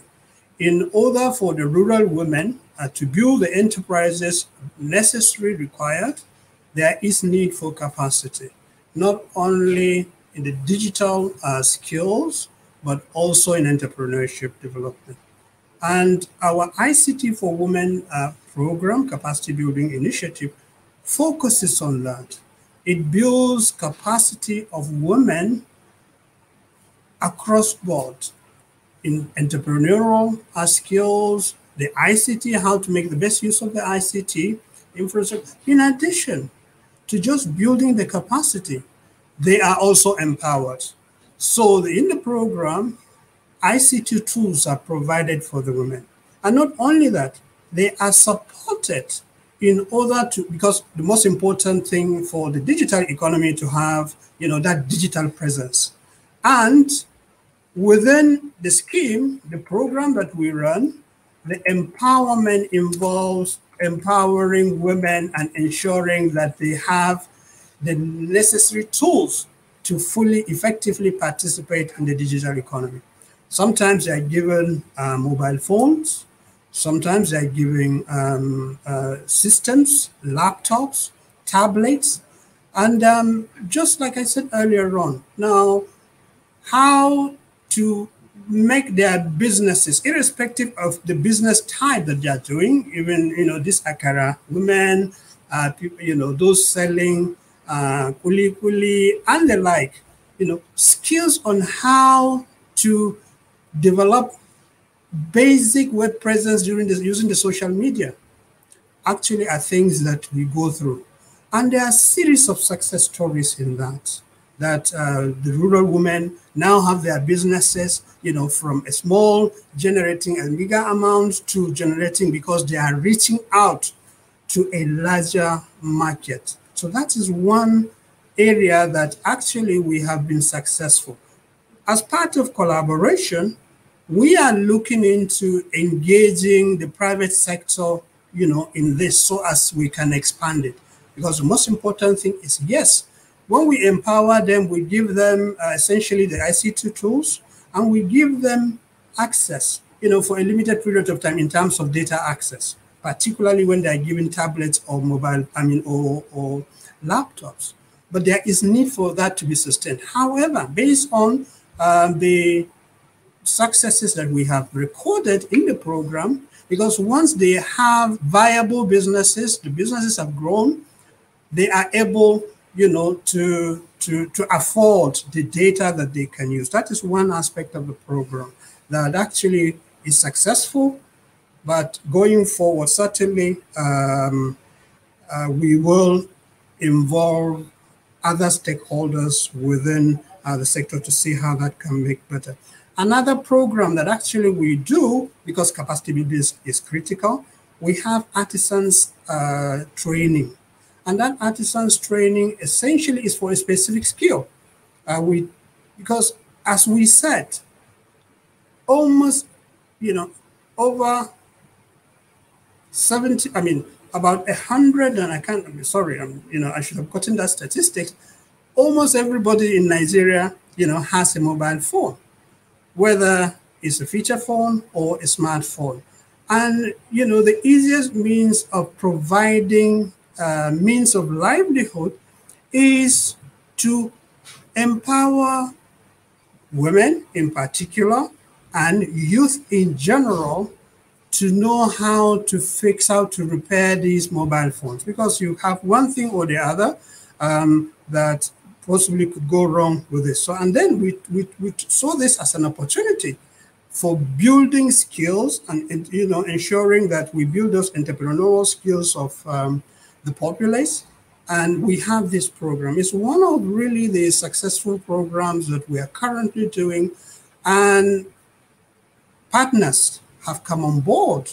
We have partners not only with other government agencies like the Nigerian Content Development and Monitoring Board, NCDMB, who we have done a number of programs to do that, to build those capacities and skills in the rural women. And that is really, really successful. We are going round through the rural areas to build those capacities. And it's not just something focusing at the urban areas, but rural areas. Another thing that NIDA is intervening on behalf of federal government is the provision of the infrastructure, because it's key. We have to provide infrastructure for the rural women. And so there is a scheme that NIDA has that provides infrastructure.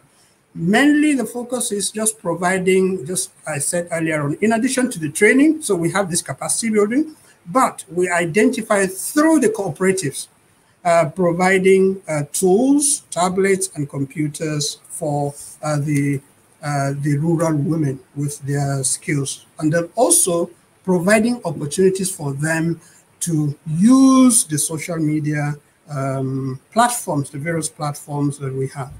Another thing that we do is in line with the National Digital Economy Policy and Strategy, as well as the National Broadband Plan, is making their businesses online, ensuring business registration so that they register their businesses. So we have a partnership between the CAC, the Nigerian Internet Registration Association, NIRA, and NIDA to build websites to ensure that they have web presence, but in addition, they have a fully registered so that they can be formal in terms of the activities that they do. We have other programs like the Innovation and Entrepreneurship that focuses mainly on rural women, that provides opportunities for especially our young girls to participate in the digital economy. So these are really some of the initiatives that we have that actually targets essentially those challenges that we have indicated, that have been indicated earlier on. Now, the question from Ayo Thomas that says, what are we going to do? I hope, that's, if it's okay, if I can answer this question in my conclusion. What are we going to do about the poor literacy rates, especially among rural women? And I think what we have said and what the president, the national president, BPW, has said is collaboration. Collaboration, collaboration, collaboration. We are working with all relevant stakeholders, including the Ministry of Education, all other agencies of government, to ensure that we have, in line with the digital literacy and skills pillar of the National Digital Economy Policy and Strategy, to ensure that we come up with programs and relevant curricula that will address all these issues. And most importantly, as was stressed and stressed again, government cannot do this alone. And so that's why we are looking, in fact, that's why we're here. And I'm glad to see that all relevant non-governmental agencies are here that target women. And we are open to all the collaboration, all the support in the programs that we are doing, because the most important thing is for us to succeed. And the government cannot do it alone. With the support of every stakeholder, I'm sure we will be able to bridge and to address all those challenges that we have identified. I'll stop here, and I'm sure there may be need for me to come back later. Thank you very much once again.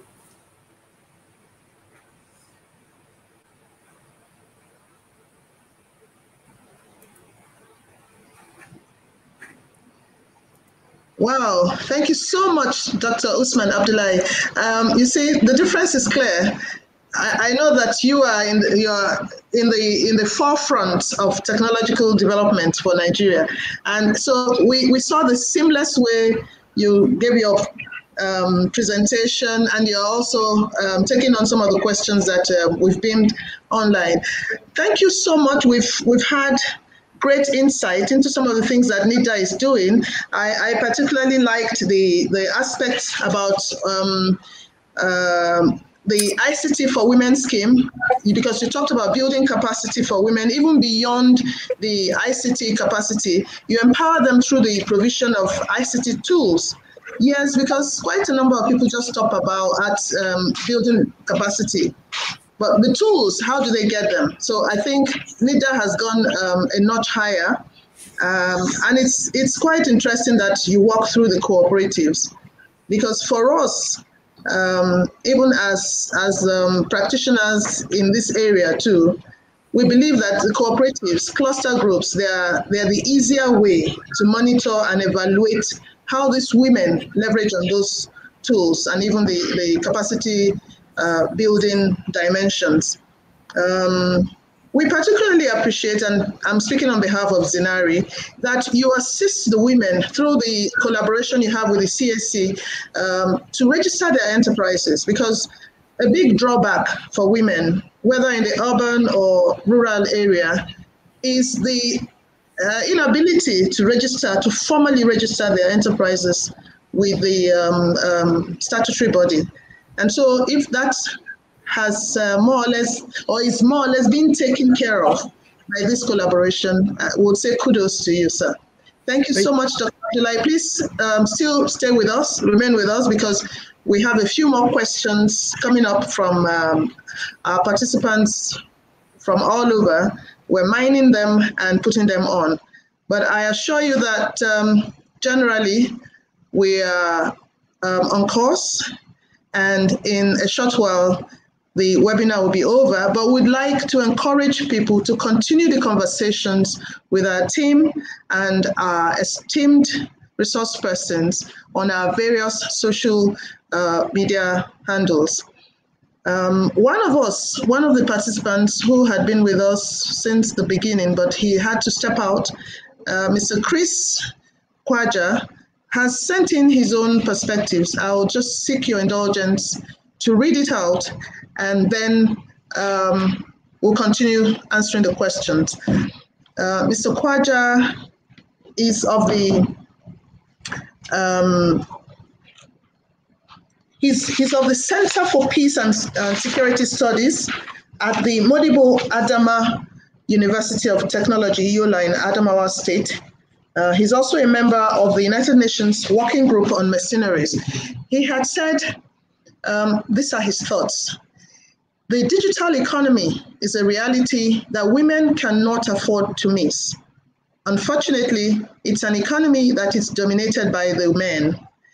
Women must secure their place in the digital economy, not just as recipients of aids or micro supports by the men.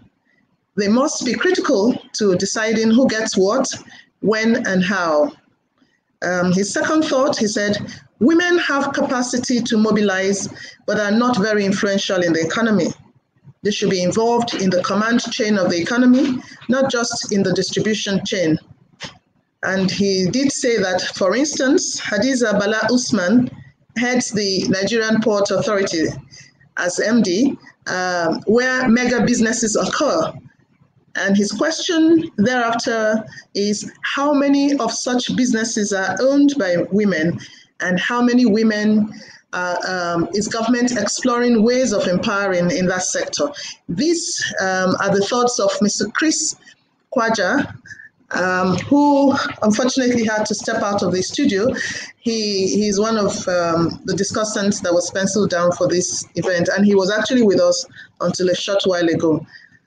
We're still discussing mainstreaming rural women enterprise development into digital economy initiative, the opportunities, strategies, and constraints. It's a virtual event, a webinar put together by ZINARI News on the occasion of their 10th anniversary. We'd like to take on some of the questions, if the studio would beam some of the questions online, and I'll beg that any of the participants, any of the discussants could help answer if it concerns you, or if it's an area that you would like to talk about. So the floor is open, but we'd like to keep our interventions to 2 minutes each, please. Our discussants?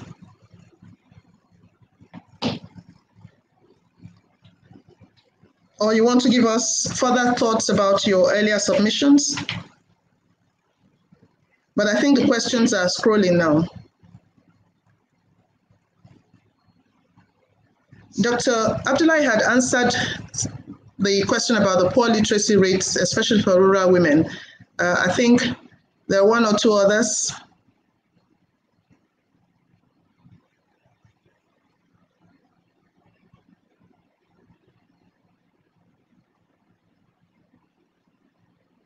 Okay, I think there's one from, there's one that's coming up. It says, successful women cooperatives may love to manage the demands of digitization. What do we plan for beginner women cooperatives?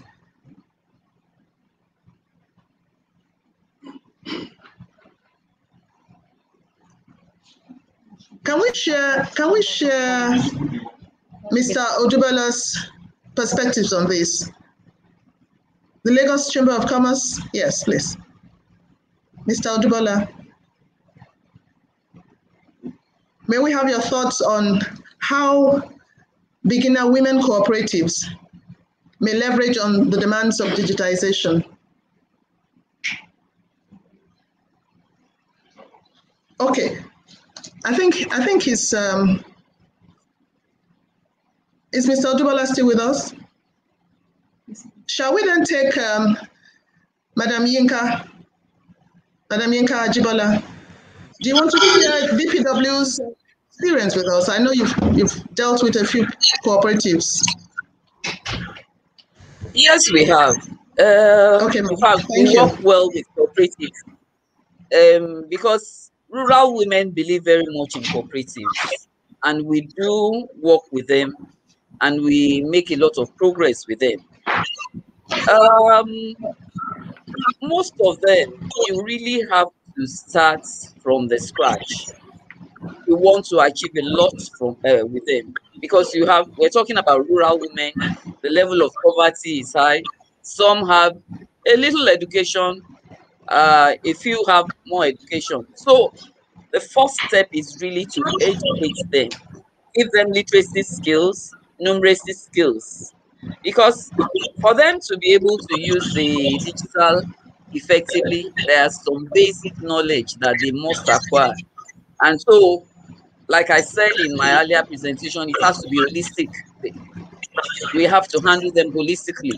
So you give them the literacy skills, give them the numeracy skills as beginner women cooperatives, then give them entrepreneurship skills. And eventually you may have to give them some, fund.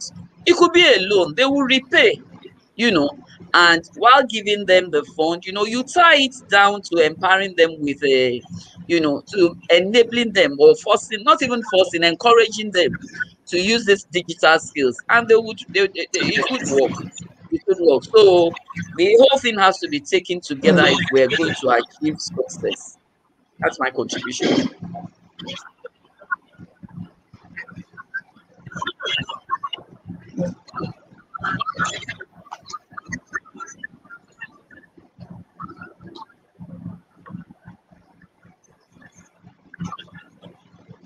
Thank you very much, ma'am. I see that the cooperatives form like a core of the interventions. So we can't speak enough about it. I guess that ZINARI News is also taking it on board that maybe at their next webinar, because I think this will become a bit of a regular scheme, they could approach people from the Cooperatives Federation. That's a very powerful federation, and maybe we would have to get them to come and talk with us and give us fresh insights into how we can get the rural woman to benefit from understanding more about cooperatives and leveraging on it. Because I think it's a good interface between cooperatives and technology that will benefit the woman more, instead of doing it on a singular basis. All right. Are we getting any more interventions? Dr. Abdullahi, do you have something else to say, sir? Yeah. In this regard. Yes, certainly. Thank you very much for the opportunity once again. I think it's just to give the perspective that I've given earlier on regarding our artisans' capacity building.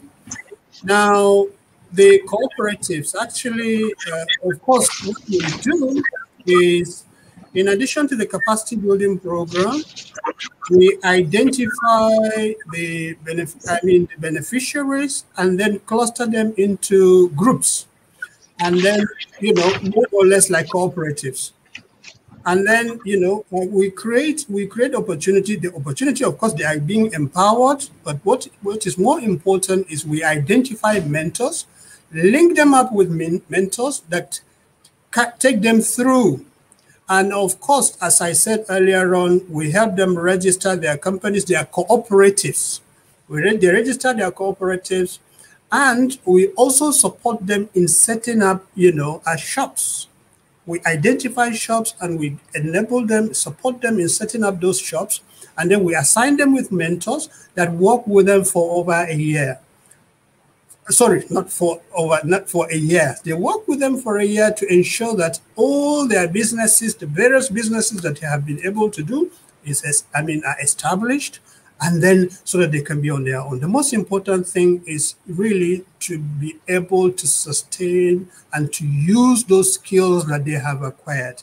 And so they need support, both, financial and moral support, and they need to be able to have the environment. So really, we, in addition to working with established cooperatives, we also enable those beneficiaries of our programs to create cooperatives, to enable them register in clusters, and then to assign them with mentors that support them throughout the period in which they are with us. But then hopefully we have a database that we continue to monitor their progress throughout. So it's not just after the training, after empowering them after a year, we forget about them. We just work with them throughout the period that they remain in business. And that's what we do. And I think this also adds to what was said earlier on. Thank you very much.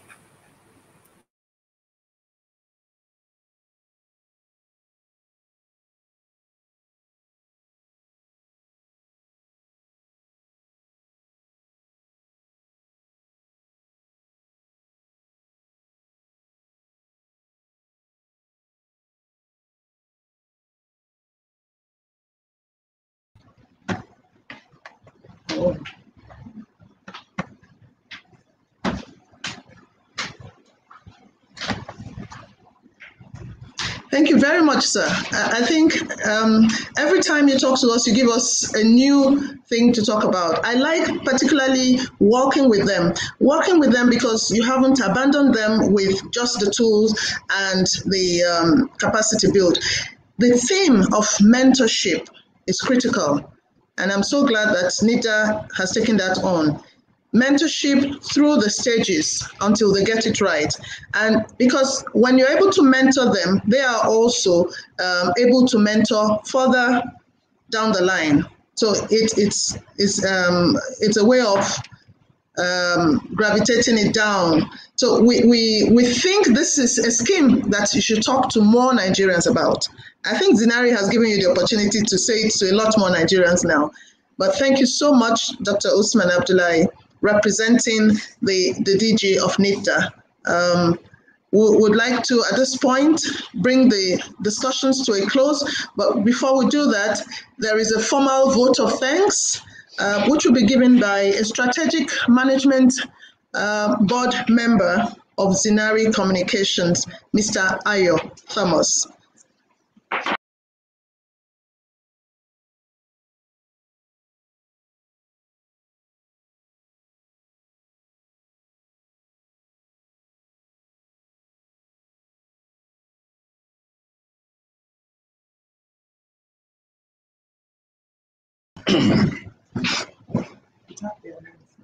Yes, what a wonderful program. Congratulations to ZINARI Communications Limited. And thank you everyone on this special program today. First of all, we give glory to God.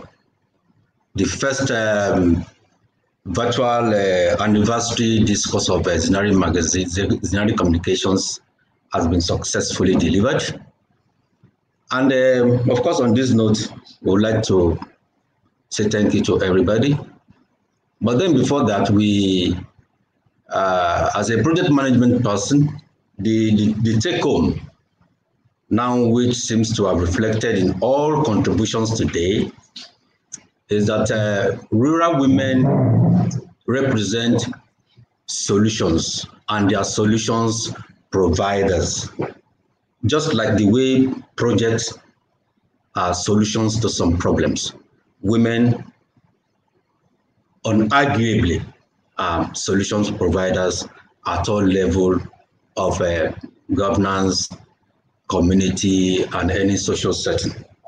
And so we should deal with the rural women as a special project, meaning we should plan for them, we should implement the plans for them, we should also monitor those plans that they go according to what's planned, and then we should do some level of evaluation, and at the same time learn some lessons, so that we can always improve on whatever programs and plans we have for the rural women as far as this nation is concerned. So congratulations to all Nigerian women too. Congratulations to the rural women, the solution providers. And so on this note, to all our invited participants who have contributed immensely with their quality contributions on this program today. we really appreciate your kind contributions. We especially appreciate the Honorable Minister for Women Affairs, Pauline Tallinn, and the Honorable Minister of Humanitarian Disaster Management, Ajia Shadia Umar Farouk, for being on this special program. And I can assure you, the views and the opinions and comments of all participants definitely will be communicated, even including the video coverage of the entire event for a lot and a host of other persons who may not have had the privilege to attend this program, to also listen and to learn from this particular program. So on this note, I want to assure you that this program will be more regular, just like our moderator, Christy Adejo has said earlier, a foremost MC by excellence and public event moderator. That the program will always be coming from time to time. And we also want to say that in the next event, which is going to be on the Northern Economic Summit